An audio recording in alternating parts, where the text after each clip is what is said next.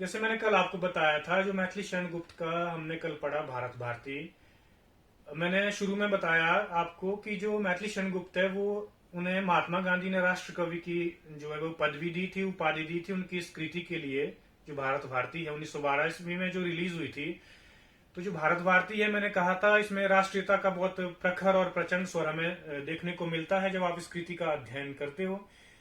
थोड़ा सा आपने जब काव्यगत विशेषताओं के ऊपर देखा होगा, नोट्स अपने पढ़े होंगे, तो उसमें भी पहला जो शीर्षक है, पहला जो पॉइंट है, उसमें भी यही बात है, राष्ट्रीयता की भावना। सबसे पहले आपको राष्ट्रीयता क्लियर होनी चाहिए। राष्ट्रीयता क्या होती है? राष्ट्रीयता जो शब्द है वो राष्ट्र से बना हुआ है। हम सभी किसी न किसी भूभाग पे रहते हैं इस यूनिवर्स में, इस पूरे अर्थ पे कहीं ना कहीं। तो जो हमारा भूभाग है जिस पे हम निवास कर रहे हैं, जो हमारी भौगोलिक इकाई है, ठीक है, वो जो भौगोलिक इकाई में जितने भी लोग रह रहे हैं किसी स्थान विशेष पे, वो जब एक जैसी उद्देश्यों और मान्यताओं और परंपराओं का निर्वहन करते हुए एकजुट होकर एक जिसे हम कह सकते हैं सोसाइटी कह सकते हैं, समाज कह सकते हैं, उसका निर्माण करते हैं, और उस भूभाग के प्रति उनके मन में श्रद्धा और प्रेम होता है, तो वो जो उस भौगोलिक इकाई के प्रति जहां आप निवास कर रहे हो, उस भौगोलिक इकाई के प्रति आपका जो प्रेम है, जो श्रद्धा है, वो कहलाती है राष्ट्रीयता की भावना। अब हमने कल राष्ट्रीयता के बारे में पढ़ा भारत भारती में। उस तदयुगीन जो परिस्थितियां थी, जो समाज था, उस युग के समाज की जो डिमांड थी, जो मांग थी, वो इस तरह का लिटरेचर कहीं ना कहीं थी। तो इस तरह का साहित्य मैथिली शरण गुप्त ने लिखा। और जो अगली कविता आज हम जो पढ़ने जा रहे हैं वो मातृभूमि है। ये भी इसी श्रेणी की कविता है। इसमें भी जो है वो मैथिली शरण गुप्त ने अपनी जो मातृभूमि है, जो राष्ट्रभूमि है, जो भारत भूमि है, उसकी वंदना की है, उसकी स्तुति की है, उसका गुणगान किया है, और हमें ये बताने की कोशिश की है कि जो हमारी भारत भूमि है ये किस तरह की एक भौगोलिक और सांस्कृतिक इकाई है। ये हम इस कविता में जानेंगे। सबसे पहले शीर्षक के ऊपर आते हैं, मातृभूमि। दो शब्दों के मेल से बना है शब्द, मातृ जमा भूमि। मातृ संस्कृत का शब्द है, तत्सम शब्द है, आप सभी को पता है, ठीक है। मातृ से ही आगे जो है वो अंग्रेजी में जो शब्द मदर बना हुआ है, आपको पता होना चाहिए। भारोपीय परिवार की जितनी भी भाषाएं हैं, अंग्रेजी के खास करके कई शब्द जो है वो संस्कृत भाषा से लिए गए हैं। अब हम बात करें मातृ भूमि, मतलब भूमि, जमीन, कोई भूभाग जिस पे आप निवास करते हैं, जिस पे आप रहते हैं, कोई भौगोलिक इकाई। अब इसके साथ मातृ शब्द क्यों जुड़ा? आप क्यों बोल देते हैं हर बार कि ये मेरी मातृभूमि है, आनी मेरी मातृभूमि है, या दलाश मेरी मातृभूमि है, या खड़ाग मेरी मातृभूमि है? क्यों बोलते हैं मातृ? पितृ क्यों नहीं बोल देते आप लोग कि ये मेरी पितृभूमि है, ये पिता की भूमि है? माता क्यों? क्या कारण रहा होगा? निधि बीच में बोल सकती है कुछ कि मातृ, माता क्यों बोला गया है जमीन को, भूमि को? मातृ क्यों, माता क्यों कहा है? जी, तो मातृ क्यों? पिता भी तो बोल सकते थे पितृभूमि है मेरी। क्यों, क्या कारण है? पिता क्यों नहीं बोला? भाई बहन क्यों नहीं बोला? तो मैं बताता हूं इसका कारण आपको, ठीक है। देखो, आप किसी देश के नागरिक हैं, किसी राष्ट्र के नागरिक हैं, ठीक है। संविधान ने आपको पूरे अधिकार दिए हुए हैं कि आप उस देश के नागरिक हैं, सभी सुविधाओं का आप भोग कर सकते हैं, सभी जो भी चीजें हैं, आपको एक नागरिक होने के नाते जितनी भी आपको सुविधाएं मिल रही है वो संविधान ने आपको दी है। अब आप राष्ट्र के नागरिक तो हैं भारत के। अब जरूरी नहीं है कि मैं जिस देश का नागरिक हूं मुझे उस देश से प्यार भी हो, ये भी एक प्रश्न है, ठीक है। तो किसी देश के प्रति प्यार, समर्पण और श्रद्धा का भाव, ये किसी संविधानिक नियम से नहीं आता है, ये विशुद्ध भावनात्मक है, ठीक है, विशुद्ध मनोविज्ञान का विषय है, ठीक है। अब मैं ये कहना चाह रहा हूं, कोई भी कानून, संविधान आपको बाध्य नहीं कर सकता कि आप अपने देश से प्रेम करो। प्रेम करने का मतलब भी नहीं कि आप गाली देना शुरू कर दो तो राष्ट्रद्रोह, देशद्रोह का मुकदमा आपके ऊपर हो जाएगा। अपने अंदर हो सकता है मैं अपने देश के प्रति प्रेम ना रखूं, ये मेरी अपनी चॉइस है, ठीक है। मुझे कोई बाध्य नहीं कर सकता, कोई कानून, कोई संविधान, कि मैं अपने मन में जो प्रेम रखूं राष्ट्र के प्रति। तो जो हमारे प्राचीन मनीषी थे, विद्वान थे, वो इतने कितने पहुंचे हुए वो लोग थे, उनका विजन कितना आगे का था, वो मैं एक उदाहरण से आप समझेंगे इस चीज को। उन्हें पता था कि एक भूभाग से किसी व्यक्ति को जोड़ने के लिए उसके ऊपर राजकीय नियम थोपे नहीं जा सकते हैं। इसके लिए उन्होंने मनोविज्ञान का सहारा लिया। उन्होंने उस भूभाग से, जिस भूभाग पे आप रह रहे हैं, उसके साथ उस व्यक्ति का संबंध इस तरह से एक भावनात्मक रिश्ते में उसको बांधा। किस रिश्ते से? जो इस सृष्टि का सबसे पवित्र और आदरणीय रिश्ता है। वो कौन सा है? वो ना तो पति पत्नी का है, वो ना तो भाई बहन का है, वो ना तो कोई और है। वो कौन सा है? वो रिश्ता है माता और पुत्र का। क्लियर हो रहा होगा सभी को। तो माता और पुत्र का जो रिश्ता है इस सृष्टि में सबसे, इसके लिए इस रिश्ते के आगे सभी रिश्ते मुझे लगता है फीके हैं। हालांकि हर रिश्ते की अपनी वैल्यू है, लेकिन ये जो सबसे जो प्रगाढ़ हमारा संबंध अगर किसी से वो माता और पुत्र का है। इसीलिए इसीलिए ऋग्वेद में एक जगह आता है, क्या आता है, माता भूमि पुत्र अहम पृथ्वीया। क्या आता है, माता भूमि पुत्र अहम पृथ्वीया। ये जो भूमि है ये मेरी माता है और मैं इसका पुत्र हूं। ये ऋग्वेद में बोला गया है, मैं नहीं बोल रहा हूं। उसके बाद रामायण, वाल्मीकि रामायण में एक चीज आती है, जननी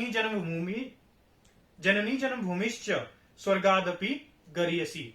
जो जननी अर्थात माता और जो जन्म भूमि है जिस पे आप पैदा हुए, जिस धरती पे, ये दोनों, इन दोनों के समक्ष स्वर्ग के सुख भी फीके हैं, स्वर्ग की सुविधाएं भी फीकी हैं। तो इस तरह से संसार में मनुष्य किसी के साथ भी दगा कर सकता है, कोई भी रिश्ते का इस्तेमाल अपने स्वार्थ के लिए कर सकता है।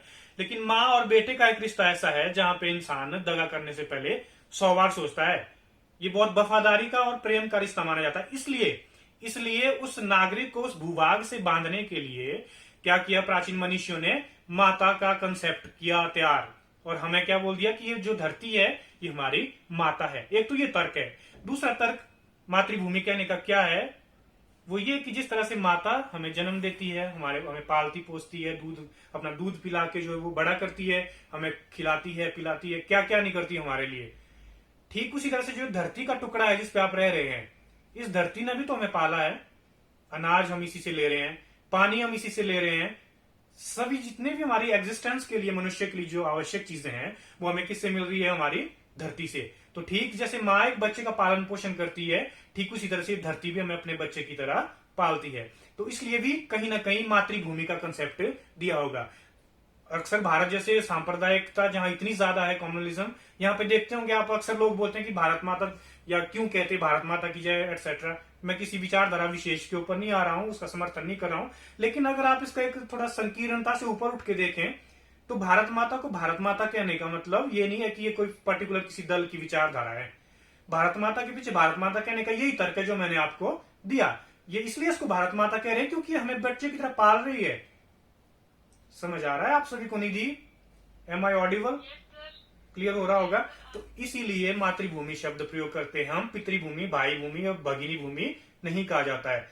उम्मीद करता हूं आप सभी को अब स्पष्ट हो गया होगा कि मातृभूमि क्यों कहा जाता है। तो हम आगे आते हैं पॉइंट के ऊपर, समय ज्यादा हो रहा है। तो जो कविता है मातृभूमि, इस कविता में मैथिली शरण जो गुप्त है, ये जो भारत भूमि है जिसे हम अपनी मदरलैंड कहते हैं, मातृभूमि कहते हैं, इसकी क्या विशेषताएं हैं और क्यों हमें अपनी मातृभूमि के प्रति हमारे मन में गौरव का भाव होना चाहिए, वो चीजें हम आज की इस कविता में जानेंगे। आप सभी अपनी टेक्स्ट खोल दें, ज्यादा बेहतर रहेगा, ज्यादा अच्छे से समझ आएगा, इससे पता नहीं चलेगा। और जब भी आप किसी पोइट्री की व्याख्या में बता रहा हूं, आपके पास कॉपी पेन और किताब होना बहुत आवश्यक है। जितने भी कठिन शब्द आ रहे हैं उनका साथ साथ उनको लिखते चलो, उनके मीनिंग जो है। इससे आपकी जो वोकैबुलरी है, जो शब्दकोश है, वो समृद्ध होगा और भाषा पे आपकी पकड़ मजबूत होगी। तो शुरू करते हैं। जो पहला पद्यांश है मातृभूमि कविता का, मैथिली शरण गुप्त का। नीलांबर परिधान हरित पट पर सुंदर है, सूर्य चंद्र युग मुकुट मेखला रत्नाकर है। नदियां प्रेम प्रवाह फूल तारे मंडन है, बंदीजन खगवृंद शेषफन सिंहासन है। करते अभिषेक पयोध है बलिहारी इस वेश की, हे मातृभूमि तू सत्य ही सगुण मूर्ति सर्वेश की। मैंने कल भी कहा था कि जितने भी आपको पद्यांश लगे हुए हैं उनको अच्छे से उनका अध्ययन कीजिए। इसी कक्षा को उत्तीर्ण करने के लिए नहीं, मैंने कहा था आपको, आप आगे कॉम्पिटेटिव एग्जाम में बैठोगे, कोई अलाइड सर्विसेज के एग्जाम दोगे, कोई एचएस के एग्जाम दोगे, कोई दूसरे जहां पे मेंस एग्जाम होता है, जो मेंस की परीक्षा होती है, उसमें एक भाषा के ऊपर पेपर होता है। तो जो हिंदी का पेपर होता है उसमें व्याख्या करने के लिए आते हैं उस टाइम मेंस में, अलाइड के भी आते हैं बहुत, तो वो कहीं ना कहीं ऐसे उठाए होते हैं बीच से। फिर उस टाइम बड़ा कंफ्यूजन रहती है। फिर मुझे कई बच्चों के फोन आते हैं जो तैयारी करे अलाइड की, कि सर हमें बताओ व्याख्या कैसे की जाती है। ठीक है, तो आप हिंदी के विद्यार्थी, आपके पास ये प्लस पॉइंट है। अगर आपने अलाइड उलाइड की तरफ जाना है तो अभी से इन चीजों पे आप अपनी कमांड बना लीजिए कि व्याख्या किस तरह से की जाती है और कौन सा स्टैंजा किस पोइट का किस पोइम से है। ज्यादातर इस तरह से पूछते हैं वहां पे। ठीक है, तो ये हम शुरू करते हैं। पहली पंक्ति है, नीलांबर दो शब्दों के मेल से बना है, नील जमा अंबर। नील का अर्थ होता है नीला, अंबर का अर्थ होता है आकाश। अंबर का अर्थ वस्त्र भी होता है, दो अर्थ है, लेकिन यहाँ पे इसका अर्थ है आकाश। नीलांबर मतलब नीला आकाश। परिधान होता है पहनावा, जो आप कपड़े पहनते हैं।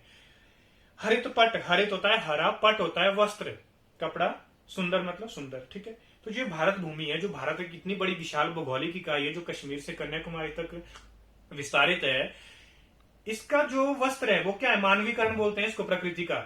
जहां पे प्रकृति के ऊपर मानवीय चेष्टाओं का आरोप किया जाए, वहां पे मानवीकरण अलंकार होता है। अंग्रेजी में इसको कहते हैं पर्सोनिफिकेशन ऑफ द नेचर, ठीक है। तो ये कहीं ना कहीं जो भारत भूमि है भौगोलिक इकाई है, लेकिन इसको एक स्त्री के रूप में, एक भारत माता का जो एक कंसेप्ट है, यहाँ पे एक परिकल्पना मैथिली शरण गुप्त हमारे समक्ष प्रस्तुत कर रहे हैं। इसमें ये कह रहे हैं कि जो नीला आकाश है इस धरा के ऊपर, इस भारत भूमि के ऊपर, ये इसका पहनावा है, इस भारत भूमि का, जो भारत माता है, ठीक है। और हरित पट पर सुंदर है, और ये हरियाली जो चारों ओर फैली हुई है, चाहे वृक्षों की है, चाहे फसलों की है, चाहे जो भी है, ये इस भारत माता के क्या है, पट भी होता है, वस्त्र या आंचल, ठीक है। ये आंचल है इसका। सूर्य चंद्र युग मुकुट, सूर्य मतलब सूर्य, चंद्रमा, युग होता है जोड़ा, युग क्या होता है, युगल, युगल का मतलब होता है जोड़ा। ये जो सूर्य और चंद्रमा दो चीजें हैं, ये क्या है, इसके मुकुट है, मुकुट के समान इसके ऊपर ये है। मेखला रत्नाकर है, रत्नाकर होता है समुद्र, महासागर, रत्न होता है रत्न, जो भी है डायमंड या कोई और चीजें हैं, मोती है कोई, तो रत्नाकर होता है जिससे रत्न निकलते हैं। आपको पता है समुद्र से कई तरह के रत्न निकलते हैं, मोती भी समुद्र से ही निकलता है, तो इसलिए समुद्र का एक नाम क्या दिया गया है, रत्नाकर। मेखला होता है एक ज्वेलरी होती है, महिलाएं पहनती है, ठीक है, हमारे तो नहीं पहनती है यहाँ पे हिमाचल में, खासकर ये जो जितने भी नीचे के लोग हैं यूपी बिहार के, ये लोग पहनते हैं। कमर पट्टा भी कहते हैं इसे, एक सोने की या चांदी की कुछ भी होता है, कमर में पहनती है औरतें, ठीक है, उसको कहते हैं मेखला, करघनी भी बोलते हैं इसको, कमर पट्टा भी कहते हैं इस आभूषण को। तो जो सागर है चारों ओर, मैंने उस दिन भी कहा था कि भारत ऐसी जगह है जहां पे प्रकृति ने किसी तरह की कोई कमी भारत भूमि के लिए नहीं रखी है। चारों ओर अगर आप देखते हैं, आपके पश्चिम में अरब सागर है, पूर्व में बे ऑफ बंगाल है, और दक्षिण में आपका हिंद महासागर हमें स्पर्श कर रहा है भारत को, ठीक है। तो चारों ओर से जो समुद्रों से घिरा हुआ है, ये ऐसा लग रहा है जैसे एक स्त्री की करघनी होती है, जो कमर पट्टा होता है उसका आभूषण, वैसे ही ये जो समुद्र है चारों ओर से भारत को घेरे हुए, तीनों ओर से, सॉरी चारों ओर से, तो हिमालय है, तो ये एक करघनी की तरह मानो भारत माता का ये एक कमर पट्टा या करघनी या मेखला है। नदियां प्रेम प्रवाह, भारत में असंख्य नदियां बहती है, आपको पता है, कोई बारामासी है, कोई जो वो मौसमी नदियां हैं, ठीक है। तो ये ऐसे लग रहा है जब ये बहती हैं इस धरती पे, ऐसा लगता है कि जो भारत माता के अंदर जो प्रेम है वो इन नदियों के रूप में प्रवाहित हो रहा है। आगे फूल तारे मंडन है, जितने भी चारों ओर जो फूल खिले हैं, जो तारे हैं, ठीक है, जो नक्षत्र है हमारे, ये ऐसा लग रहा है, मंडन होता है श्रृंगार करना, सभी भारत भूमि का श्रृंगार कर रहे हैं। आगे बंदीजन खगवृंद शेषफन सिंहासन है। बंदीजन, बंदीजन पुराने समय में बंदीजन होते थे, आपने आदिकाल पढ़ा सभी ने, उसमें देखा आपने कि जो राजा महाराजाओं के दरबार में जो कवि होते थे, जो उनकी प्रशंसा में जो है वो उनके प्रशस्ति परक जो काव्य रचना करते थे, उन कवियों को कहते थे चारण या भाट कवि। इसीलिए आदिकाल को एक नाम चारण काल भी दिया हुआ है। अगर आपको याद होगा, सर जॉर्ज ग्रियर्सन ने चारण काल कहा है आदिकाल को हिंदी साहित्य के, क्यों, क्योंकि उस काल में जो है वो जो जितने भी कवि थे वो राज दरबारों में बैठकर राजाओं की प्रशस्ति में काव्य रचना कर रहे थे, उनको बंदीजन भी कहते थे। तो जो खग वृंद है, खग होता है पक्षी, वृंद होता है समूह, जितने भी पक्षियों के समूह है आकाश में उड़ रहे हैं, चहचहा रहे हैं, ये ऐसा लग रहा है जैसे अपनी चहचाहट में, अपनी मधुर आवाज में भारत माता की प्रशंसा कर रहे हैं। ये भारत माता की प्रशंसा का गान करने वाले बंदीजन है, ये पक्षियों के समूह।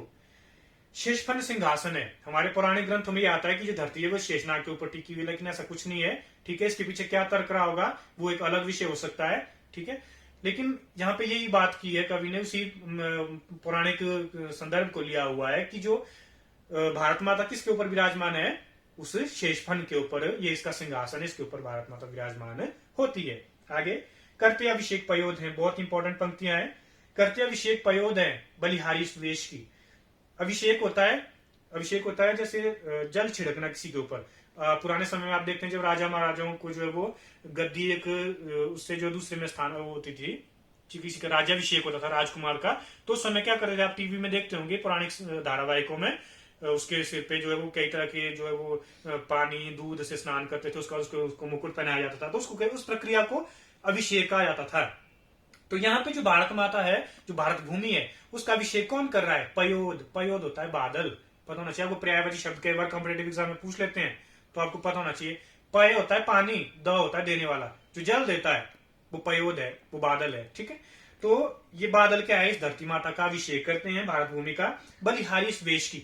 ये जो इतना सुंदर वेश है भारत भूमि का, इसके ऊपर मैं अपना सर्वस्व बलिहारी होता है न्यौछावर करता हूं। आगे, हे मातृभूमि, अब संबोधित कर रहा है भारत भूमि को मातृशरण गुप्त कि ये भारत भूमि है मातृभूमि, तू सत्य ही सगुण मूर्ति सर्वेश की। तू जो भारत भूमि है ये सच में ही क्या है, सगुण मतलब सगुण साकार, जो आपने पढ़ा भक्ति मूवमेंट में, सगुण का विधारा, सगुण जिसका कोई गुण है, किसी को कोई आकार है, कि जो भारत भूमि है ये सच में ही ऐसा लग रहा है कि उस ईश्वर का, सर्वेश मतलब जो ईश्वर है, जो सबका ईश्वर है, सर्व जमा ईश, जो सबका है ईश्वर है, गुण संधि हुई है इसमें, ठीक है, कि जैसे ये भारत भूमि सभी का जो है वो ईश्वर है, ऐसा प्रतीत मुझे होता है। आगे चले, निधि आवाज आ रही है क्लियर, समझ आ रहा है? ठीक है, अगला पद्यांश है, जिसकी रज में लोट लोट कर बड़े हुए हैं, घुटनों केवल सरक सरक कर खड़े हुए हैं, परम हंस सम बाल्यकाल में सब सुख पाए, जिसके कारण धूल भरे हीरे कहलाए, हम खेले कूदे हर्षयुत जिसकी प्यारी गोद में, हे मातृभूमि तुझको निरख मग्न क्यों ना हो मोद में। अब रज होता है धूल, जिसकी रज में, रज क्या होता है, धूल, लोट लोट कर बड़े हुए हैं, हम सभी क्या है, आप मैं जितने भी हम भारत के नागरिक हैं, हम सभी इस भारत भूमि की मिट्टी में जो है वो हमारा बचपन बीता है। आजकल के बच्चों का पता नहीं, लेकिन आप लोग अपना बचपन याद करो, मैं अपना बचपन याद करता हूँ, हम तो मिट्टी में खेल के बड़े हुए हैं, आपको पता होगा, ठीक है। तो ये कवि यहाँ पे बात कर रहा है, घुटनों केवल सरक सरक कर खड़े हुए हैं, इसी मिट्टी में, इसी भारत भूमि में हम घुटनों केवल हमने सरक सरक कर चलना सीखा है, अपने पैरों पर खड़े हुए हैं, परमहंस बाल्यकाल में सब सुख पाए। बाल्यकाल मतलब बचपन, बचपन में हमने उस परमहंस, जो भी बहुत पहुंचा हुआ संत है, जो सुख दुख से ऊपर उठ जाता है, बचपन में वो वैसा होता है, हमें कोई चिंता नहीं होती है, सब आनंद होता है, तो उसी जो सारे सुख हमने बचपन में भोगे वो इसी धरती पे हमने भोगे, ठीक है। जिसके कारण धूल भरे हीरे कहलाए, और इसको हम क्या कहलाए, धूल भरे हीरे। धूल भरे हीरे क्यों कहा, एक तो हमारा जो पालन पोषण है धरती माता के साथ हुआ है, इसकी धूल में खेलकर हम बड़े हुए हैं, इसलिए हमें क्या कहलाया, धूल से सने हुए हीरे, डायमंड हम खुद है, ठीक है, उसके नागरिक हैं। हम खेले कूदे हर्षयुत जिसकी प्यारी गोद में, हर्षयुत होता है प्रसन्नता से, खुशी से, हम जिसकी गोद में खेले कूदे बड़े हुए, हे मातृभूमि, हे मातृभूमि तुझको निरख, निरख होता है देखकर, तुझको देखकर मन मग्न क्यों ना हो मोद में, आनंद में मन क्यों मग्न ना हो। आगे चले, पाकर तुझसे सभी सुखों को हमने भोगा, तेरा प्रत्युपकार कभी क्या हमसे होगा, तेरी योदे तुझी से बनी हुई है, बस तेरे ही सुरस सार से सनी हुई है, फिर अंत समय में तू ही इसे अचल देख अपनाएगी, हे मातृभूमि अंत में तुझ में ही मिल जाएगी। अब क्या कह रहा है कवि, कि पाकर तुझसे सभी सुख को हमने भोगा, हमने जितने भी सुख आज तक भोगे हैं वो इसी धरती से पाए हैं, इसी भारत भूमि से पाए हैं, तेरा प्रत्युपकार कभी क्या हमसे होगा। प्रत्युपकार होता है प्रति जमा उपकार, यण संधि हुई है, कि तेरा ये जो तूने हम पे भला किया है, उपकार किया है, इसका क्या प्रत्युपकार हम कभी करेंगे, इसका बदला चुका पाएंगे कभी, ठीक है, ये क्या कभी हमसे ये होगा। आगे, तेरी ही और दे तुझसे बनी है, ये दे तुझसे ही बनी है, जो मेरा शरीर है, जो हमारा शरीर है किससे बना है, तुझी से बना है। हम देखते हैं पंच तत्वों की बात करते हैं, तुलसीदास का आपने पद्यांश पढ़ा होगा, क्षिति जल पावक गगन समीरा, पंच तत्वों से बना शरीर, ठीक है, क्षिति जल पावक जितने भी है, धरती आकाश गगन जो भी है हमारा, आग वायु और मिट्टी, ये सभी से हमारा जो शरीर है वो बना हुआ है, तेरे ही सुरस सार से सनी हुई है, तेरे ही सुरस होता है अच्छा, रस मतलब रस, तेरे ही रस से हम क्या है, हमारा ये देह है सनी हुई है, अंत समय में तू ही अचल देख अपना है, अचल होता है जो चलता नहीं है, जब अंत समय में जब हमारा मृत्यु हो जाएगी, हमारा शरीर अचल हो जाएगा, निश्चेष्ट हो जाएगा, उस समय कौन अपनाएगा इस शरीर को दोबारा, यही धरती, यही हमें स्थान देगी, ठीक है। हे मातृभूमि अंत में तुझ में ही मिल जाएगी, हम इसी में मिल जाएंगे, राख हो जाएंगे, कोई मिट्टी में दफन हो जाएगा, और इसी भारत भूमि में, इसी धरती माँ में हम मिल जाएंगे, यही हमें स्थान देगी लास्ट में, ठीक है। आगे, निर्मल तेरा नीर अमृत के सम उत्तम है, शीतल मन सुगंध पवन हर लेता श्रम है, षड ऋतुओं का विविध दृश्य युत अद्भुत क्रम है, हरियाली का फर्श नहीं मखमल से कम है, शुचि सुधा सींचता रात में तुझ में चंद्र प्रकाश है, हे मातृभूमि दिन में तरणी करता तम का नाश है। देखो बड़ी सुंदर बात की है, निर्मल होता है पवित्र शुद्ध स्वच्छ, तेरा नीर, नीर होता है पानी जल, ये जो जितना भी भारत धरती पे जो जल है ये कैसा है, बहुत शुद्ध है पवित्र है, और अमृत के सम उत्तम है। उत्तम होता है श्रेष्ठ, अमृत मतलब पता है आपको अमृत क्या होता है। जो तेरा जल है ये अमृत के समान श्रेष्ठ है, उत्तम है। शीतल मंद सुगंध पवन, पवन होता है वायु, सुगंध मतलब सुगंधित, शीतल होता है ठंडा, मंद होता है जो हल्के हल्के ब्यार चलती है। तो जो हल्की हल्की पवन चलती है, सुगंधित पवन, ठीक है, जितना मर्जी आपको थकावट हो, ये हल्की सुगंधित पवन आपकी उस थकावट को, उस श्रम को हर लेता है। आप बहुत हल्का महसूस, आराम महसूस करते हो जब इस पवन के झोंके आपको स्पर्श करते हैं। षट ऋतुओं का भी दृश्य युद्ध अद्भुत क्रम है। षट ऋतु तक 6 ऋतुएं आती हैं भारत में। ये हमारा सौभाग्य है, हम इस देश में पैदा हुए, हमें 6 तरह की ऋतुएं देखने को मिलती है। लगभग 2 महीने एक ऋतु रहती है, आपको पता है, बसंत है, ग्रीष्म है, शिशिर है, जो भी है, विंटर है, बड़ी बड़ी 6 ऋतुएं आती हैं, ठीक है। ये जो विविध दृश्य है, अलग अलग दृश्य हमें देखने को मिला। आजकल देखो ऑटम सीजन चला है, शरद है, पत्ते झड़ गए हैं, अलग ही दृश्य एक। फिर आगे देखना आप, बर्फबारी हो जाएगी, फिर अलग ही दृश्य होगा। फिर बसंत आएगा, पेड़ पौधे खिलेंगे, फूल आएंगे पेड़ों पे, कितना अच्छा लगता है। तो इतने तरह के अलग अलग प्रकार के दृश्य हमें इस देश में इन 6 ऋतुओं की बदौलत देखने को मिलते हैं। ऐसा हमारा ये राष्ट्र, ऐसा हमारा ये भारत भूमि है। अद्भुत क्रम है, ये बहुत अद्भुत है। मैंने कहा था कल भी, ऐसे भी देश है जहाँ पे गर्मी गर्मी है 12 महीने, रेगिस्तानी है, तपिश है, ठीक है। ऐसे भी देश है जहाँ बर्फ ही बर्फ है, ठंडी ठंड है, यूरोप जैसे देश, ठीक है। हम इतने सौभाग्यशाली है कि हमें 6 ऋतुओं को देखने का अवसर मिलता है। आगे, हरियाली का फर्श नहीं मखमल से कम है। जो तेरी हरियाली है, जितने भी हरे भरे मैदान है, खेत हैं, खलियान है, इसका जो मखमली फर्श है, हरा जो घास है, नरम घास, जो कोमल घास है, ये किसी मखमल, किसी रेशम के वस्त्र से कम आनंद हमें नहीं देती है। शुचि सुधा सींचता रात में तुझ में चंद्र प्रकाश है। रात में क्या करता है चंद्रमा का प्रकाश, तुझ में क्या करता है ये भारत भूमि, तुझ में क्या करता है रात को चंद्र प्रकाश।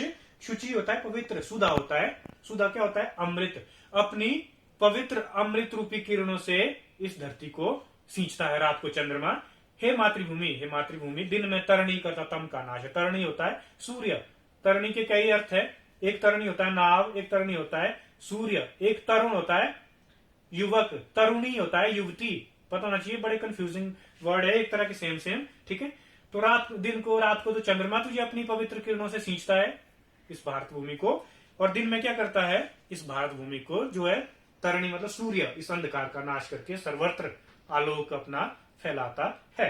आगे, जिस पृथ्वी में मिले हमारे पूर्वज प्यारे, उससे हे भगवान कभी हम रहे ना न्यारे। लौट लौट कर वही हृदय को शांत करेंगे, उसमें मिलते समय मृत्यु से नहीं डरेंगे। उस मातृभूमि की धूल में जब पूरे सो जाएंगे, होकर भवबंधन मुक्त हम आत्मरूप बन जाएंगे। अंतिम पद्यांश है, अंतिम इसका अनुच्छेद है।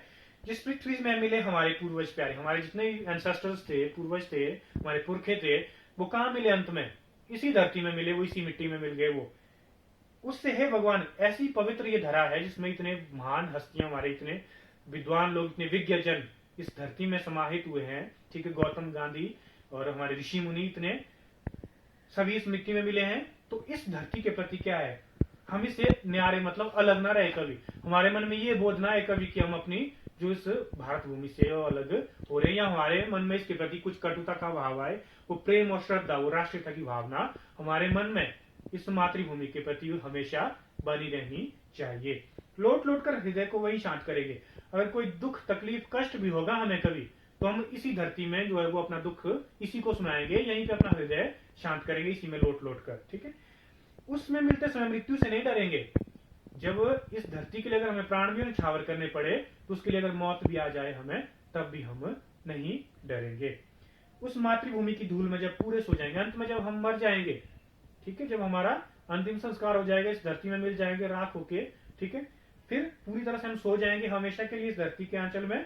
फिर होकर भव बंधन मुक्त, भव होता है संसार, एक भव होता है होना, धातु है संस्कृत की भवती, होना, एक भव होता है संसार, बंधन होता है जितने भी संसारिक बंधन है, मुक्त। तब क्या होंगे हम संसारिक बंधनों से मुक्त होकर, जो भी है हमारे बहुत सारे बंधन है सभी के, कई तरह के, हम आत्म रूप बन जाएंगे। हम क्या हो जाएंगे अंत समय में, आत्मा के रूप बन जाएंगे अंत समय में। तो ये थी कविता मातृभूमि। उम्मीद करता हूँ आपको समझ आ गया होगा। निधि अपना माइक ऑन कर लीजिए आप।